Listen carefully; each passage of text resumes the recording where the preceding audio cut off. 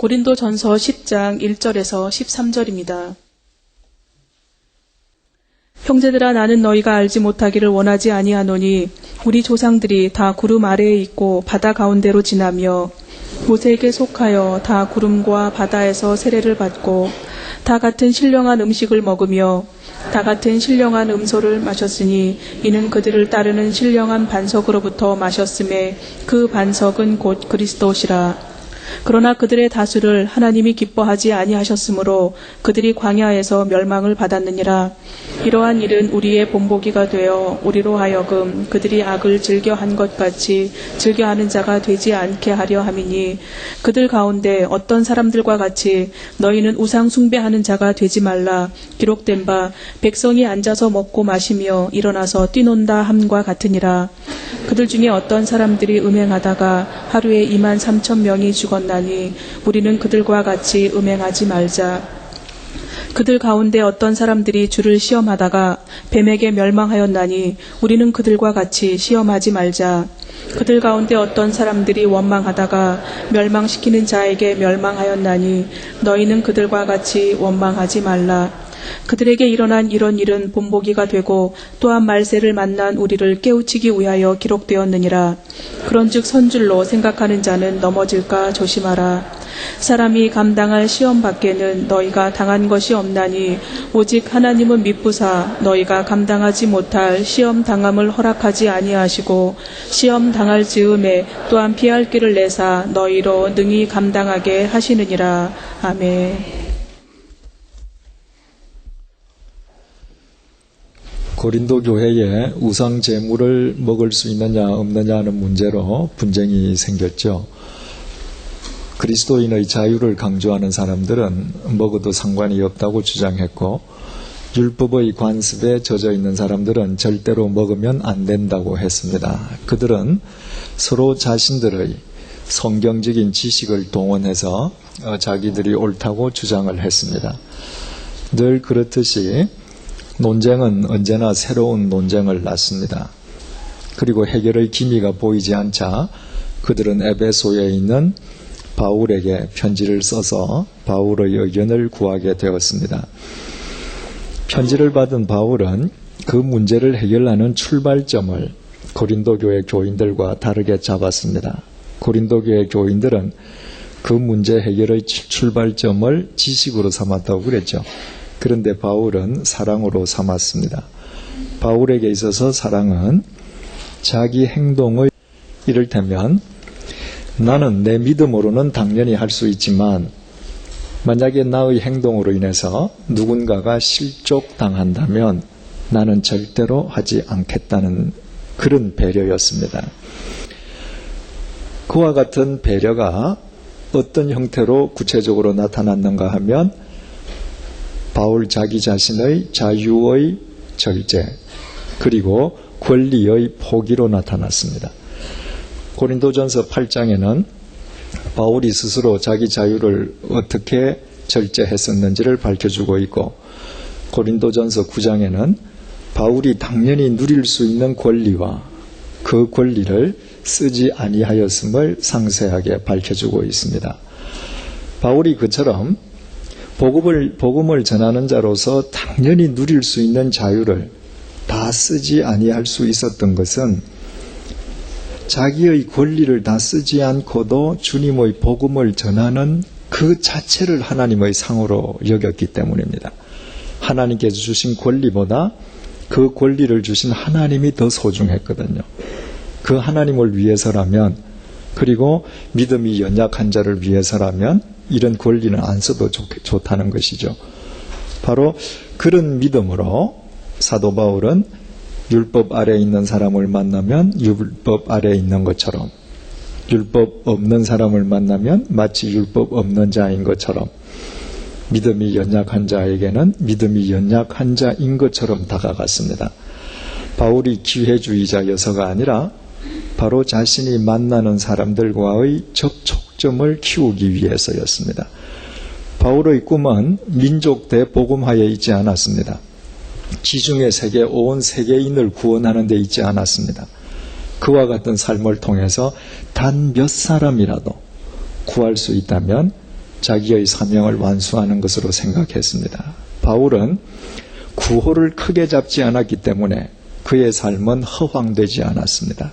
끝까지 그가 진실할 수 있었던 것은 그가 할 수 있는 것을 목표로 삼고 거기에 자신을 던졌기 때문이었습니다. 동시에 사도 바울은 날마다 자기를 쳐서 복종시키는 삶을 살았습니다. 그 친다고 하는 히포피아조라고 하는 것은 멍이 들도록, 타박상이 들도록 자기를 가격하는 거라고 했습니다.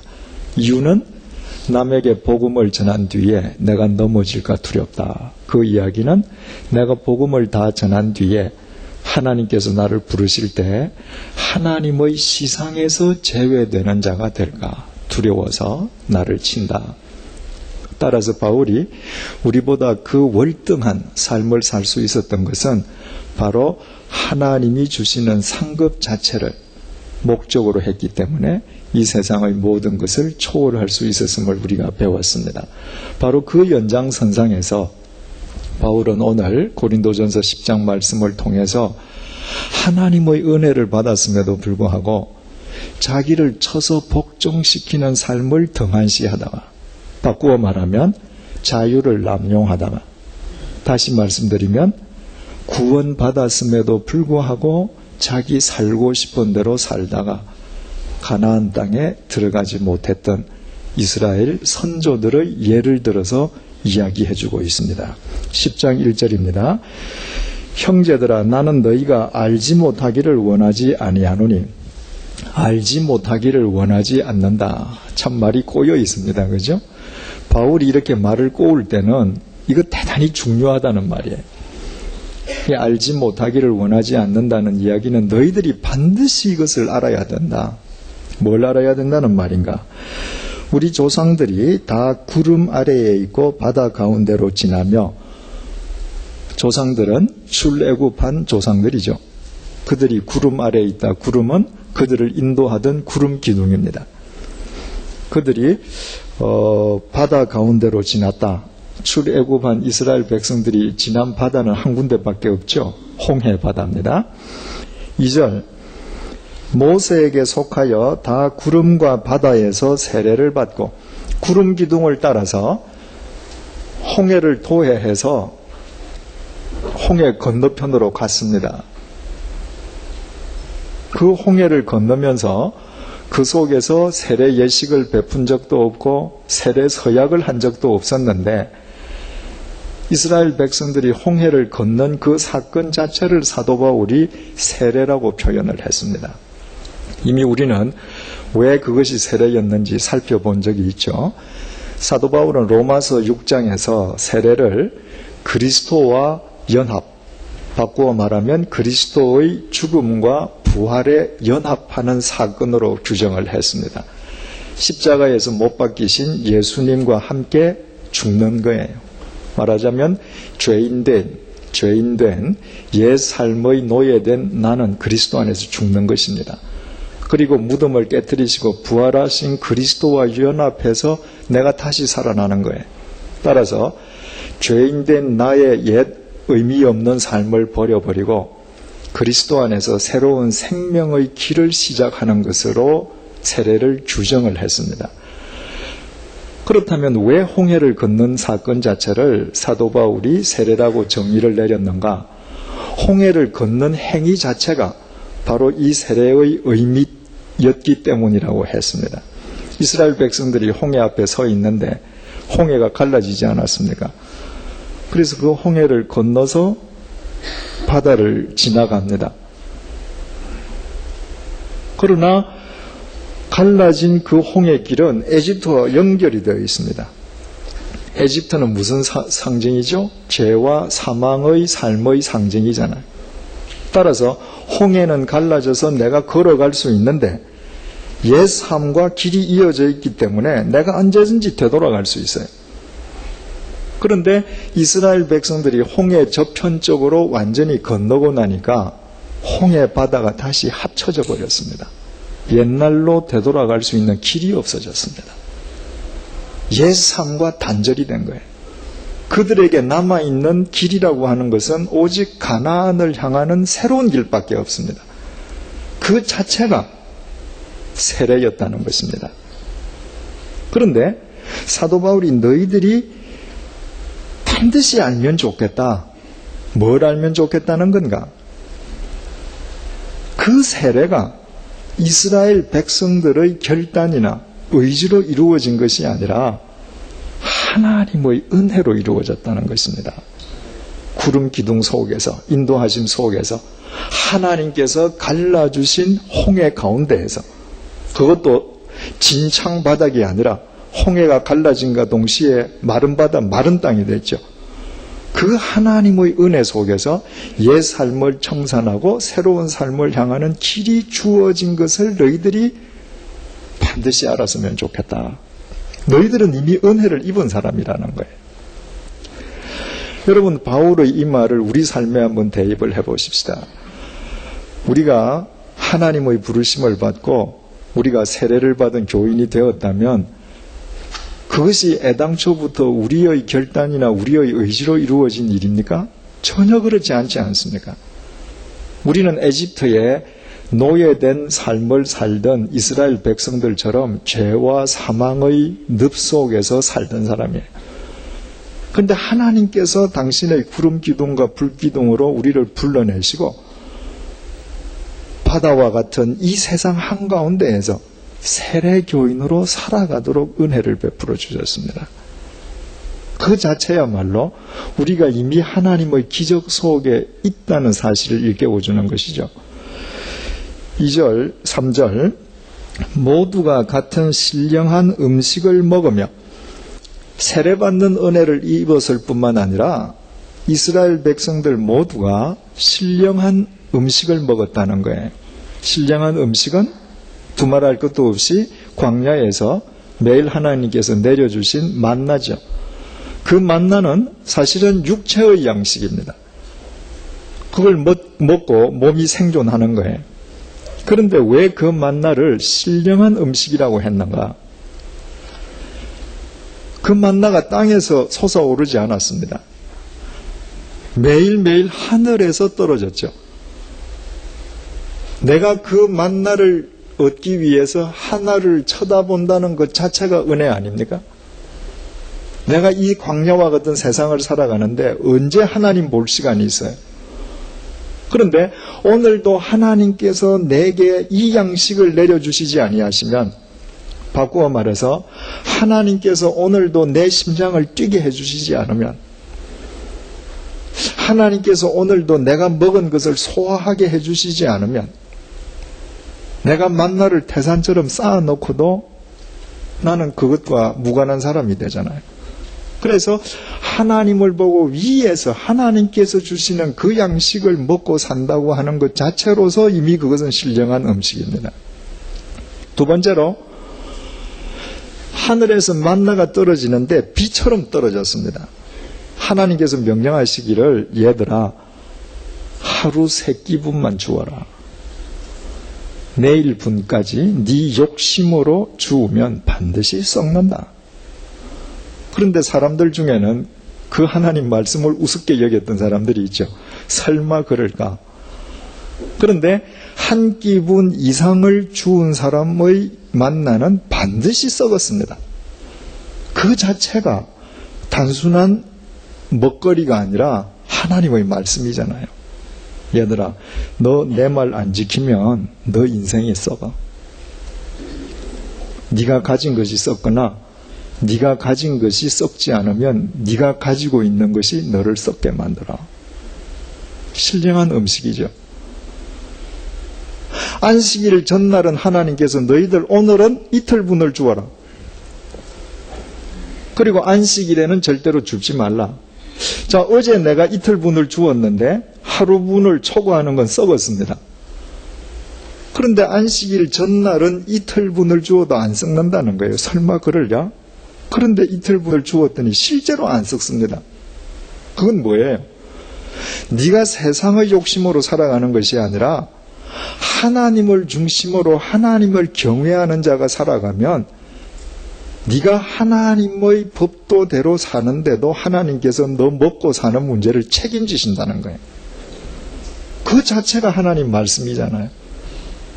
그래서 그들은 육적 먹거리인 만나를 먹었지만 실은 매일매일 하늘에서 떨어지는 신령한 음식을 먹었던 셈입니다. 무엇으로? 하나님의 은혜로. 매일매일 하나님의 은혜였던 것입니다. 4절 말씀, 모두가 같은 신령한 음료를, 여러분들 성경은 아까 읽으실 때 다 그러시대요. 그렇습니까? 예, 저도 개정개혁판인데 저는 모두가 이렇게 되어 있는데 개정개혁판이 아마 2판이 있나 봅니다. 예, 제 성경대로 읽을게요. 4절, 모두가 같은 신령한 음료를 뒤따르는 신령한 반석으로부터 마셨으니 그 반석은 곧 그리스도시라. 르비딤에 이르렀을 때 마실 물이 없었지 않습니까? 그런데 모세가 지팡이로 반석을 쳤더니 물이 솟았단 말이죠. 그 물이 수도 파이프처럼 이렇게 물이 흘렀다. 그러면 최소한도 한 300만 명 되는 사람이 그 줄 서서 먹으려면 그 하루 다 지나도 못 마시죠. 그죠? 시편을 보니까 반석에서 물이 강처럼 터졌다. 그래야 먹을 거 아니에요. 그래서 우리는 반석 큰 바위에서 강처럼 물이 터졌다라고만 생각을 해요. 그런데 사도 바울은 뭐라고 얘기하느냐 하면 그 반석이 곧 그리스도셨다는 것입니다. 바로 제2위 하나님께서 그때 이스라엘 백성과 함께 있으면서 그분이 반석을 터뜨리면서 물을 주셨다는 거예요. 여러분, 그러면 이건 대단히 중요한 거죠. 그때까지 인간의 신인식이라고 하는 것은 신은 인간을 희생 제물로 받는 분이에요. 그래서 자식도 바치고요. 처녀도 바치고요. 끊임없이 신은 인간을 희생 제물로 요구하는 분이라고 인식을 했는데 하나님께서 이스라엘 백성들에게 뭘 보여주셨는가? 나 임마누엘 하나님은 너희들에게 생명, 물이 생명이지, 그죠? 너희들에게 생명을 주기 위해서 내가 희생당하는 존재라는 겁니다. 인간의 지팡이를 그리스도께서 맞으시고 생명을 줬습니다. 인간에 의해서 십자가에 못 박히시고 생명을 주시는 예수 그리스도시죠, 그죠? 그 하나님, 임마누엘 하나님, 성자 하나님을 그 광야에서 이스라엘 백성들로 하여금 직접 보고 깨닫게 해주셨어요. 뿐만 아니라 4절 말씀, 모두가 같은 신령한 음료를 뒤따르는 신령한 반석으로부터 마셨으니 그 반석이신 예수 그리스도께서 이스라엘 백성들을 따라다니셨다는 거예요. 그때까지 인간의 신인식은 인간이 끊임없이 하나님을 찾아가야 돼요. 그런데 하나님은 아니야, 얘들아. 너희들이 어디로 가든지 내가 따라가는 하나님이야. 무엇으로 하나님께서 그런 귀한 깨달음을 주셔요? 순전히 하나님의 은혜로 주신 것입니다. 그래서 그들은 단순히 물을 마신 것이 아니라 신령한 음료를 마신 것입니다. 하나님께 주시는 매일매일 그 신령한 생명 속에서 거했던 거예요. 그러면 우리가 언뜻 생각하기에 그처럼 신비스러운 세례의 은혜를 받고 신령한 음식을 먹고 자신을 따라다니시는 반석이신 그리스도로부터 신령한 음료를 먹고 산다면 그 사람들의 삶이 얼마나 신령할 것 같습니까? 그런데 본문 5절이 이렇게 증거합니다. 그러나 그들의 다수를 하나님이 기뻐하지 아니하셨으므로 그들이 광야에서 멸망을 받았느니라. 그들의 다수라고 하는 헬라말 플레이오는 많다는 뜻의 폴리스라는 단어의 비교급이에요. 그래서 다수라는 말을 더 이 의미를 정확하게 표현한다면 절대 다수, 대부분 이 말이에요. 이들이 이처럼 신령한 은혜를 받았는데 그들의 절대 다수는 광야에서 다 멸망했습니다. 하나님께서 기뻐하시지 않았습니다. 이유가 뭐죠? 우리는 그 이유를 민수기 14장을 통해서 압니다. 바데스 가네아에서 모세가 12지파에서 한 사람씩을 뽑아서 곧 들어갈 가나안 땅에 정탐 보내지 않습니까? 그 12명이 와서 이스라엘 백성들에게 정탐 보고를 하는데 10명의 정탐꾼이 뭐라고 했습니까? 가니까 그쪽에 있는 원주민들은 전부 천하장사들이더라.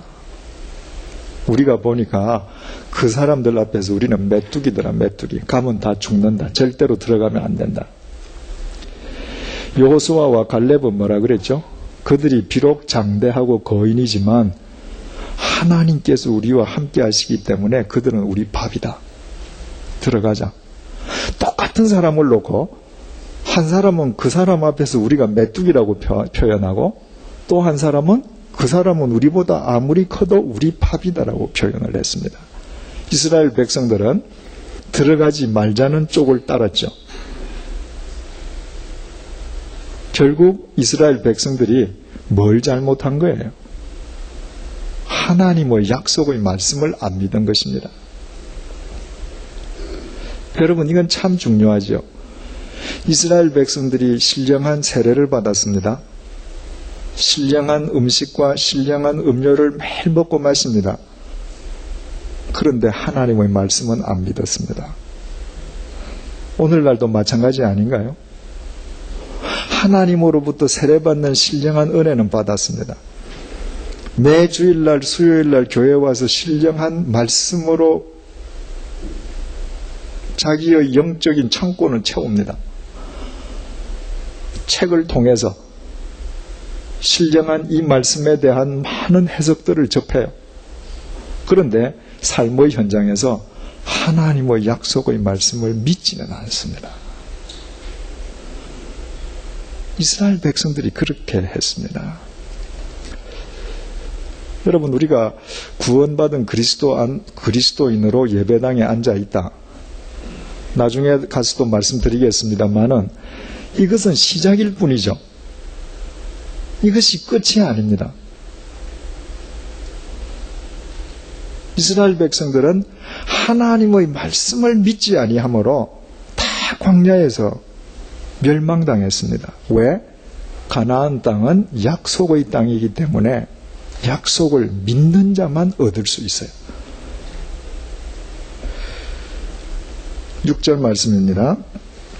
이러한 일은 우리의 본보기가 되어 우리로 하여금 그들이 악을 즐겨한 것 같이 즐겨하는 자가 되지 않게 하려 함이니, 이스라엘 백성 선조들이 광야에서 다 멸망했단 말이죠. 신령한 은혜는 분명히 받았는데 하나님의 말씀을 믿지는 않아서 다 광야에서 멸망했습니다.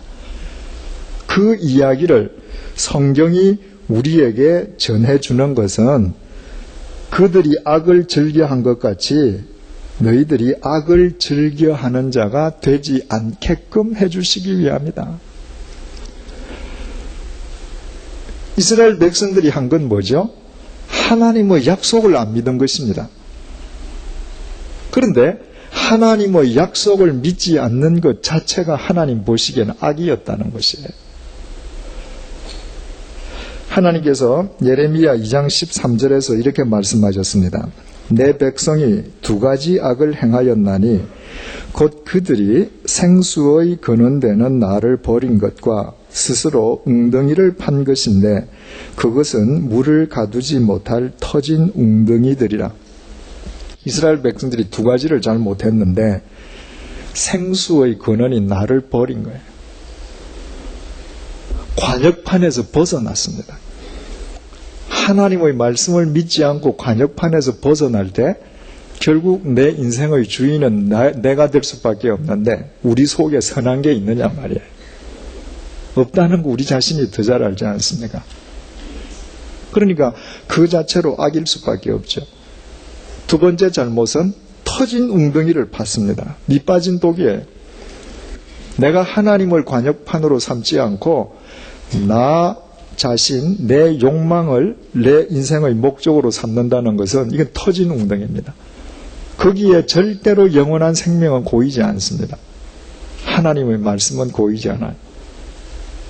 그래서 하나님의 말씀을 믿지 아니했던 이스라엘 백성들의 삶 자체가 악일 수밖에 없었는데 이 이야기를 쓰는 것은 그것을 본보기로 삼아서 너희들도 그런 악한 짓을 하지 않게끔 해주기 위함이다. 여기에서 본보기라고 하는 이 말이 헬라 말로 튀포스라고 쓰여 있는데요. 이 튀포스라고 하는 것도 한 대 때려서 가격을 당해서 분명하게 새겨진 흔적 자국을 얘기합니다. 그저 보일 뚱 말뚱하는 그런 자국이 아니라 푹 패이거나 멍이 들거나 해서 분명한 자국을 가리키는 단어예요. 예수님께서 부활하시고 제자들을 찾아가셨는데 하필 그날 도마가 없었지 않습니까? 그래서 제자들이 야 예수님 부활하셔서 오셨더라 그랬더니 도마가 하는 말이 내 눈으로 그분의 못 자국을 안 보고는 난 안 믿겠다. 그때 자국이 튀포스예요. 목구멍처럼 분명한 자국 흔적. 하나님께서 왜 광야에서 하나님을 믿지 않고 악한 삶으로 멸망당해 쓰러진 사람들의 이야기를 성경에 써두셨는가? 그들을 우리의 심령에 푹 패여서 분명한 흔적을 남는 신앙의 자국으로 삼게 하시게끔 위해서. 바꾸어 말하면 그들이 우리의 거울이에요. 나는 이들하고 무슨 차이가 있는가? 나는 이들과 똑같은 건 아닌가? 그러면 그들이 구체적으로 어떤 악을 범했는가? 7절 그들 가운데 어떤 사람들과 같이 너희는 우상 숭배하는 자가 되지 말라. 그렇게 신령한 은혜를 받고도 이스라엘 조상들 가운데 우상 숭배한 사람들이 있었습니다. 너희들은 그런 사람이 되지 말라. 바꾸어 말하면 고린도 교회 너희들 중에도 신령한 은혜를 받고 우상 숭배하는 자가 있다 이 말이죠. 이스라엘 백성들이 출애굽해서 언제 어디에서 우상 숭배를 제일 먼저 했습니까? 시내산에서 십계명을 받으러 올라간 모세가 내려오지 않으니까 이스라엘 백성들이 금 송아지를 만들고 숭배를 하지 않았습니까? 지금 그 얘기하는 거죠. 우리는 참 그 의문을 제기하게 돼요. 어떻게 바다가 갈라지는 걸 봤는데 만나가 떨어지는 걸 지금 매일 먹는데 어떻게 금송아지를 섬길 수 있겠는가? 이스라엘 백성들이 왜 금송아지를 섬겼습니까? 모세가 올라갔는데 오늘이면 올까 내일이면 올까? 안 내려와요. 걱정이 생겼죠. 그들에게 하나님처럼 여겨지던 모세가 안 보여요. 그래서 다 금붙지를 뽑아서 금송아지를 만들었죠. 그죠? 그리고 출애굽기 32장 4절이 이렇게 증거합니다. 아론이 그들의 손에서 금고리를 받아 부어서 조각칼로 새겨 송아지 형상을 만드니 그들이 말하되 이스라엘아 이는 너희를 애굽 땅에서 인도하여 낸 너희의 신이로다. 그들은 금송아지라고 숭배한 게 아닙니다. 바로 이분이 너희들을 에집트에서 출애굽시켜 주신 신 하나님이다. 히브리 말로 이방 신들을 가리킬 때는 엘 단수로 씁니다. 하나님을 가리킬 때는 반드시 엘로힘 복수로 썼습니다. 복수로 써져 있어요.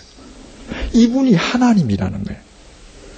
이분이 홍해를 갈라주신 그 하나님이라는 겁니다. 그랬더니 출애굽기 32장 5절에서 아론이 한술 더 떠서 이렇게 얘기했어요. 아론이 보고 그 앞에 단을 쌓고 이에 아론이 공포하여 이르되 내일은 여호와의 절이리라. 이분이 여호와라는 거예요. 그래서 내일 이분을 위한 날로 삼고 우리 이분 앞에 다 절을 하고 섬기자. 하나님이 하나님처럼 여기던 모세가 안 보이기 때문에 그들은 이집트에서 익숙하게 보아왔던 금 송아지 형상을 만들고 하나님이 이렇게 생겼을 것이다 단정하고 섬긴 겁니다.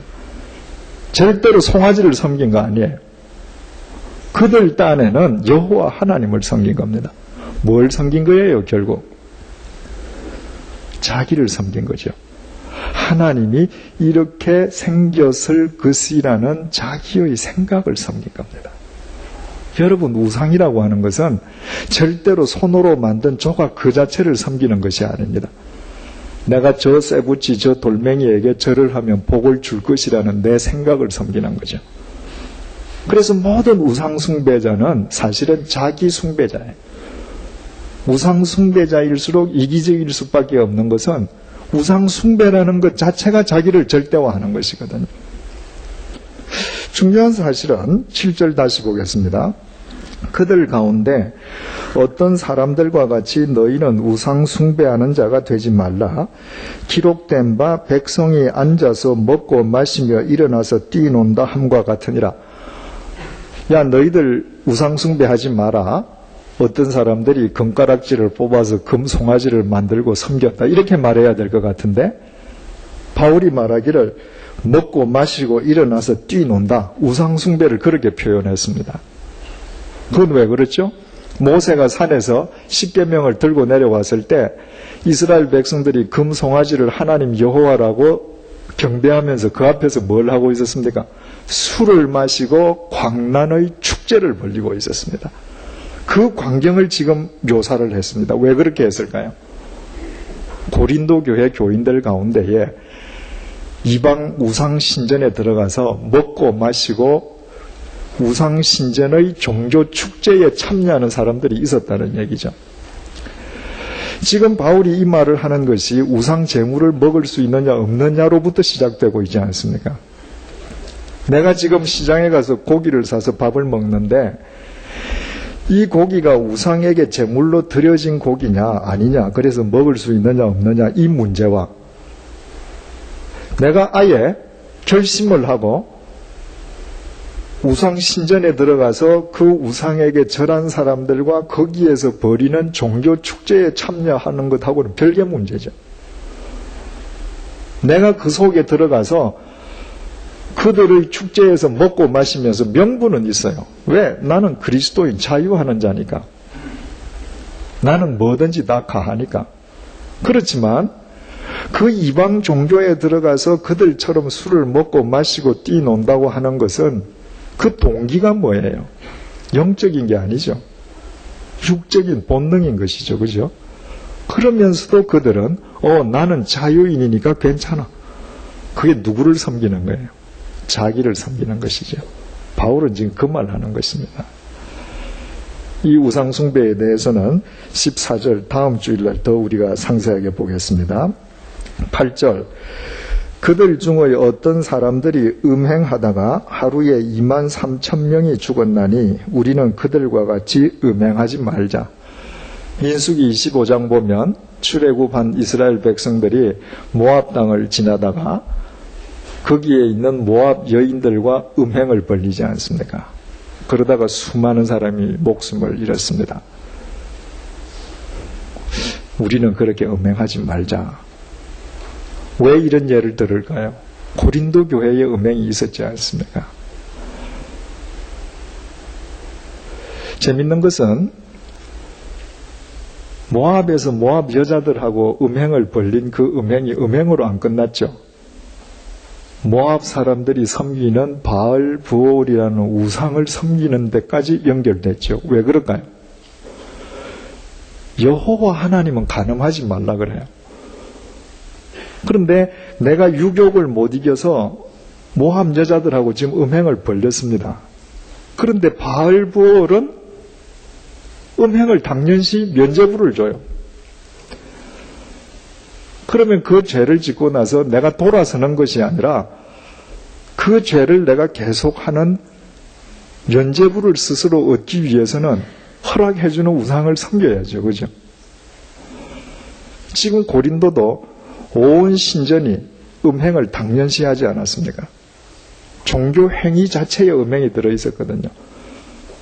따라서 이스라엘 고린도 교인들이 그리스도인임에도 불구하고 음행을 저질렀다라고 하는 것은 그것도 실은 하나님을 믿으면서도 음행을 당연시하는 우상에게까지 그 마음이 지금 연결되어 있는 것이죠.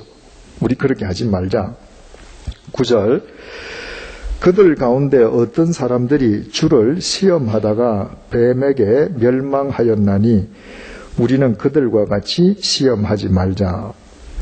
민수기 21장 4절에서 9절 보면요, 이스라엘 백성들이 바로 가나안 땅이 목전에 다 가까운데 하나님께서 그들을 에돔 땅으로 둘러가게 하셔요. 그랬더니 이스라엘 백성들이 그 길의 상태가 좋지 않다고 하나님께 대들었습니다. 그러다가 하나님께서 보내신 불뱀에 물려서 사람들이 많이 죽었거든요. 그런데 그 행위 자체를 가리켜서 바울은 인간이 하나님을 시험한 것이다. 너희들 그렇게 시험하지 말라. 무슨 의미일까요? 하나님께로부터 신령한 은혜를 받고 하나님께서 주시는 신령한 음식과 음료를 매일 마시면서도 내가 소위 하나님과 이렇게 맞짱을 떠본들 하나님이 나를 어떻게 할 거야? 그게 하나님 시험하는 겁니다. 그리스도인들이 하나님을 믿으면서도 삶의 현실에서 하나님 말씀과 무관하게 살아요. 그 근저에는 뭐가 깔려 있는 거예요? 내가 이렇게 산들 하나님께서 어쩌시랴? 자기도 모르게 하나님을 시험하는 마음이 근저에 깔려 있는 것입니다. 그렇게 하지 말라는 거예요. 10절, 그들 가운데 어떤 사람들이 원망하다가 멸망시키는 자에게 멸망하였나니, 멸망시키는 자는 하나님 사자에 의해서 멸망당했나니 너희는 그들과 같이 원망하지 말라. 이스라엘 백성들이 바다에서 신령한 세례를 받고 매일 만나를 먹고 매일 신령한 음료를 먹는 거 얼마나 감사의 조건입니까? 근데 이스라엘 백성이 감사한 적이 있습니까? 감사한 적이 없습니다. 매일매일 원망했습니다. 원망과 감사의 차이는 신앙과 불신앙의 차이죠. 하나님을 믿으면요, 하나님께서 주신 것만 보입니다. 나는 참 하나님을 위해서 산 것도 없고 형편없는 인간인데 하나님께서 오늘도 만나를 주셨네. 오늘도 신령한 음료를 주셨네. 주신 것만 보이기 때문에 다 감사의 조건이에요. 그러나 하나님을 믿지 않는 불신앙 속에서는 나는 터진 웅덩이에요. 없는 것만 보여요. 그래서 매일 만나를 먹으면서도 에집트에서는 더 잘 먹었는데, 여러분들 참 한심하죠? 노예들이 에집트에서 뭘 잘 먹었겠어요?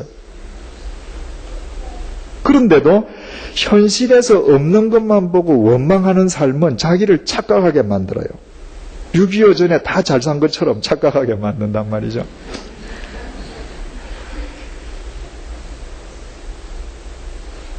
하나님께 주시는 그 만나와 음료가 노예들이 먹는 그 마른 빵보다 훨씬 나은 거 아니겠어요? 그죠? 그런데도 감사가 없었습니다. 고린도 교회가 바울파, 게바파에서 서로 싸우고 음행하고 또 무슨 우상이 재물 때문에 서로가 논쟁을 해서 내홍을 겪고 그 이유가 다 뭐겠습니까? 하나님에 대한 감사가 없는 것입니다. 그 연장선상에서 다 일어나는 문제들이었습니다. 11절, 그들에게 일어난 이런 일은 범보기가 되고 또한 말세를 만난 우리를 깨우치기 위하여 기록되었느니라. 아까 한 말이 다시 반복이 되어 있죠. 이런 이야기가 성경에 기록되어 있는 것은 바로 우리 마음에 새기는 본보기, 거울로 삼게 해주시기 위함이다. 그러면 우리는 성경을 읽을 때 성경 속에서 진면교사와 반면교사를 다 만나게 되는 거죠. 그죠? 진면교사는 이분처럼 살아야 되겠다. 반면교사는 어떤 경우에도 이 사람 거꾸로만 가면 되겠다. 바울 같은 분은 진면교사죠. 그분 따라만 가면 돼. 그런데 지금 바울이 고린도전서 10장에서 언급한 광야에서의 이스라엘 그 백성들은 다 반면교사죠. 그 사람들이 한 것과 반대로만 하면 돼. 그것을 깨우치게 해주려고 이 기록을 남겨두셨다는 것입니다. 이 광야에서 살아남은 사람이 누구예요? 갈렙과 여호수아 두 사람, 그리고 20세 미만의 어린아이들 외에는 다 멸망당하지 않았습니다. 그러니까 우리가 이 세상을 살아가면서 이 반면교사들처럼 살아간다면 광야와 같은 이 인간 세상에서 우리의 결말도 똑같아질 수밖에 없다는 것을 본보기로 주셨다는 것입니다. 12절 그런즉 이런 데는 우리 공표를 치집시다. 이때까지 한 말이 그런즉 이후를 하려고 한 거죠. 그죠? 그런즉 선줄로 생각하는 자는 넘어질까 조심하라. 고린도 교회 교인들의 가장 큰 잘못은 자신들이 완전히 섰다고 착각하는 것이었습니다. 우리는 구원의 도상에 있는 사람이에요. 구원을 못 받았다는 이야기가 아니라 구원받은 자로서의 삶을 완성하는 도상에 있는 사람들이에요. 그래서 그리스도의 장성한 분량에 이르기까지 끊임없이 우리는 자라가야 하는데 그 성장은 언제 끝나는가? 하나님께서 우리를 부르셔서 우리가 육체의 장막을 벗고 우리가 하나님 앞에 설 때에 비로소 끝나는 거예요. 그때까지 우리는 끊임없이 자라가야 합니다. 끊임없이 주님의 말씀 속에서 주님의 말씀에 의해 주님의 말씀에 대한 믿음으로 하루하루 자라가야 되는 것이죠. 13절 사람이 감당할 시험 밖에는 너희가 당한 것이 없나니. 성경에서 시험이라는 말이 나올 때 시험한다, 이것은 헬라말로 페이라조 동사는 그렇게 기록하는데요. 그 시험의 주체가 누구냐에 따라서 의미가 정반대가 된다 그랬죠. 시험의 주체가 하나님이 되시면 페이라조라고 하는 것은 훈련이에요. 하나님께서 우리를 훈련시키시는 겁니다. 그런데 페이라조의 주체가 사탄이 되면 그건 유혹이죠. 그래서 우리가 주기도문을 외울 때 우리를 시험에 들게 하지 마옵시고, 그것은 템프테이션이죠.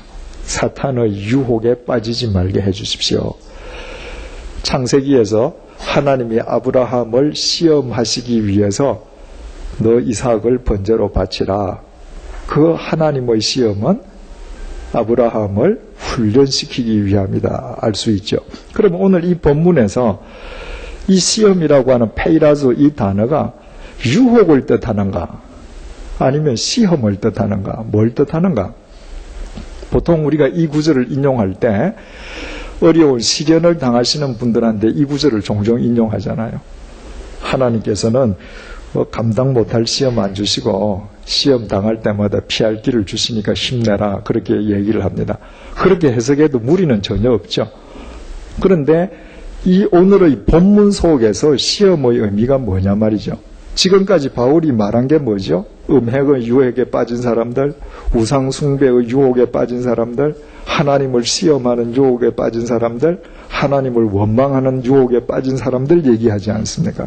그리고 14절에 보니까 그런즉 내 사랑하는 자들아 우상 숭배하는 일을 피하라.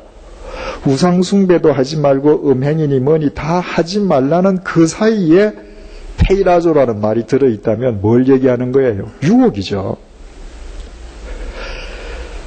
사람이 감당할 유혹밖에는 너희가 당한 것이 없나니. 하나님께서는 절대로 세상에 유혹이 없다고 말씀치 아니하십니다.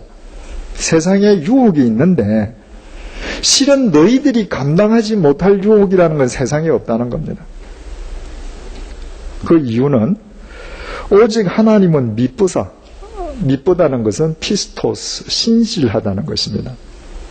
내가 세상의 유혹을 이기는 것은 나의 신실함이나 나의 능력으로 인함이 결코 아닙니다.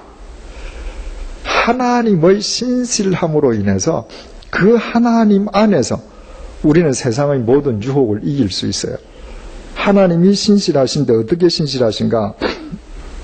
너희가 감당하지 못할 시험당함을 허락하지 아니하시고 시험당할 즈음에 또한 피할 길을 내사 너희로 능히 감당하게 하시느니라.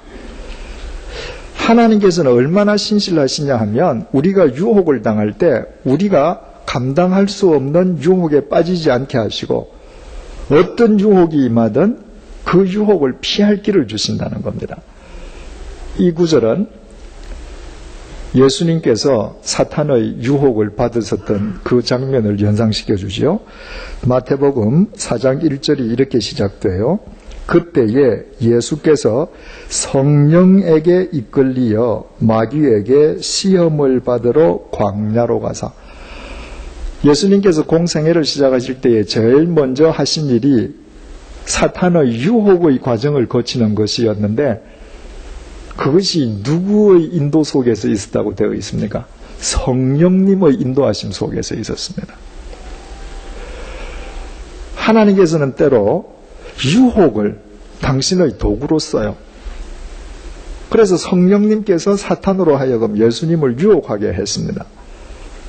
그 유혹의 과정을 통해서 예수님께서 답변하신 세 가지, 예수님께서 얻으신 답변 세 가지가 뭐예요? 첫째, 인간은 떡으로만 살 것이 아니라 하나님의 입에서 나오는 모든 말씀으로 살 것이다. 중요한 건 하나님 입에서 나오는 내 마음에 맞는 요절로 살 것이다. 그렇게 얘기 안 했습니다. 모든 말씀입니다. 우리 마음에 드는 말씀만 고르면 안 되는 거죠. 성경을 순서대로 보는 것이 그래서 중요합니다. 두 번째로 하나님은 시험의 대상이 아니다. 하나님을 시험하지 말라 하셨다. 세 번째로 여호와만 경배하고 그만 섬길 것이다. 유혹의 과정을 통해서 예수님께서 얻으신 해답이 그겁니다. 그리고 예수님의 공생애는 그 세 가지 해답에 자기의 모든 초점을 맞추는 삶으로 일관이 되었던 것입니다. 자, 우리에게 유혹이 임할 때 때로는 하나님께서 유혹을 통해서 우리를 더 강건하게 만드시는데 하나님께서 피할 길을 주신다고 하는 게 도대체 어떤 의미인가? 무슨 피할 길인가? 오늘의 이 본문 속에서 피할 길이 무엇인지 우리는 두 가지로 알 수 있죠. 첫째로는 우리에게 신령한 은혜를 베풀어 주신 하나님 그분이 피할 길입니다. 내게 유혹이 왔을 때 그 유혹을 보기 전에 먼저 한번 하나님을 한번 보십시다. 그분이 바다와 같은 이 인생 속에서 우리에게 신령한 세례를 주셨어요. 우리에게 신령한 음료와 신령한 식물을 날마다 먹이시는 신령한 은혜를 베풀어 주십니다. 그 영원하신 하나님 앞에서 내가 영원한 가치를 가질 때 유혹, 이거 물거품이에요. 두 번째 피할 길이 뭐죠? 역사입니다. 역사. 성경을 보셔요. 그 유혹에 빠졌던 사람들의 말로를 보십시오. 본보기가 여기에 있습니다. 내가 하나님을 믿는다라고 하면서도 내가 이 유혹에 빠지면 결국 내 인생이 이렇게 끝나겠거니. 이 두 가지의 거울을 우리가 갖고 세상을 살아간다고 하면 우리를 넘어뜨릴 수 있는 유혹이라는 것은 없습니다. 어떤 유혹이 내게 다가온다 할지라도 그것은 오히려 나를 더 강인하게 만들어주는 도구일 뿐 나를 쓰러뜨릴 수 없는 것이죠. 중요한 사실은 바울이 무슨 얘기를 하다가 지금 이 얘기를 하는 것입니까? 나는 날마다 나를 쳐서 복종시키는데 그 이유는 내가 남한테는 멋지게 복음을 전하고 내가 하나님의 시상에서 나는 제외되는 사람이 될까 두려워서 나를 복종시킨다는 겁니다. 그 연장선상에서 하는 얘기입니다. 그렇다면 이 이스라엘 백성들은 뭘 잘못한 거예요? 하나님의 신령한 은혜를 받기는 받았는데 그 은혜를 누리기만 했을 뿐 하나님의 말씀을 믿지 아니하는 불신 위에서 자기를 전혀 치지 않았습니다. 살고 싶은 대로 살았습니다. 방종했습니다. 그 결과 가나안이라는 하나님의 가장 큰 상급을 놓치고 말았습니다. 바울은 그 이야기하는 거예요. 그래서 정말 이 세상을 살아가면서 자기를 치는 그리스도인이 되어라. 그리고 하나님께 주시는 그 큰 상급을 바라보는 신앙의 큰 틀을 가질 때에만 이 세상에서 다른 사람을 실족시키는 것이 아니라 다른 사람을 바로 세워가는 하나님의 도구로 살 수 있다는 것이에요. 여러분, 우리 두 가지 하나님께서 주신 피할 길을 우리 마음속에 흔적으로 새기십시다. 실쟁한 은혜를 주신 하나님 그분 자신, 그분의 말씀 위에 서는 거예요. 그분의 말씀을 믿는 것입니다.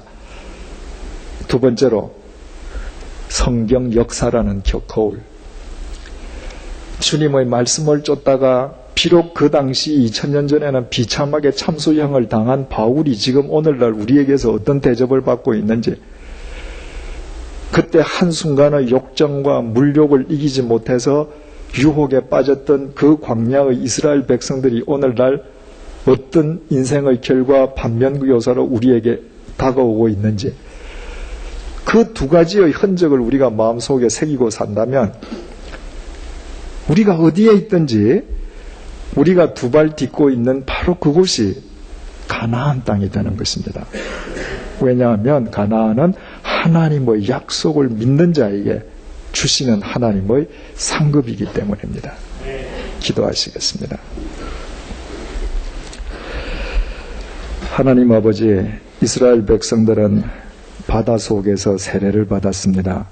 매일 신령한 음식과 신령한 음료를 마셨습니다. 그러나 불행하게도 하나님의 말씀을 믿지는 않았습니다. 그 결과 그들의 삶은 악으로 귀결될 수밖에 없었고, 그들은 그 큰 신령한 은혜를 얻었음에도 가나안이란 가장 큰 상급에서 제외되는 불행을 겪었습니다. 주님, 이들을 우리의 거울로 삼게 도와주옵소서. 오늘날 이 세상 참 우리에게 많은 유혹들이 다가오고 있습니다. 그때마다 하나님, 우리에게 신령한 은혜를 주신 하나님을 향해 우리의 눈을 지켜들 수 있는 믿음을 허락하여 주옵소서.